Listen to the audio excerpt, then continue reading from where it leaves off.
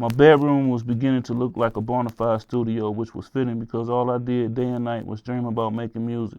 There was wires snaking everywhere and machines, most of them brought secondhand, stacked around my bed.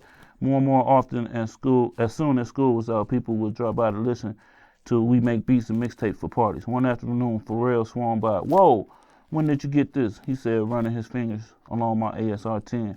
"That's my baby," I said with a smile. "We're about to get it in for real. I can start making some serious beats now."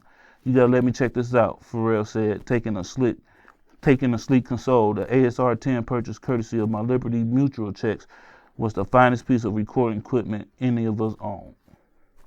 Chapter 7, All Day I Dream About Beats. Thoughts on what you just read? Something that we all go through when we get some new equipment. "Hey, my nigga, check this out." Right now it sounds, but back then, ASR-10 costed what, $1,500?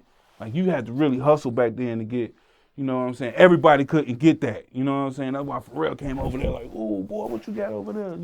That's the same thing with me. I had a Motif 6. Everybody in the hood wanted, possible to get that. So all the producers come by, and I show them how to sample over it, the sounds that's in it, and everybody go home and like, "Man, I got to hustle up on a Motif 6. Casino got one," you know what I'm saying? So, back in the day, that was the love of that, you know what I'm saying? And it also teach you to invest in yourself.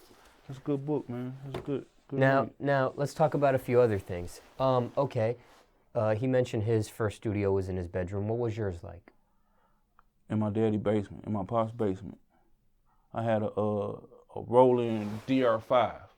They cost like $500 back then. Me and my brother went half, and I would make beats all day, like just in the basement of in my pop's house. And he'd be like, "Man, turn that shit down, man. I ain't trying to hear that shit no more. Man, make sure you get a job too." So, Now, okay, and in the same passage you read, Timbaland was messing with Pharrell very early on in his career. Mm-hmm. Were you the loner type of producer coming up, or did you collab with other producers? I was very much so a loner. Like, I collab with other producers, like, sometimes, but for the most part, even now I'm a loner. You know what I'm saying? Now we got the internet where we can, like, collab, and I do that through the internet. But for the most part, man, I'm a loner. I'm a loner producer. Like, I produce in the room. To this year, I'm just now starting to let people come in the room I create, just to get a different vibe.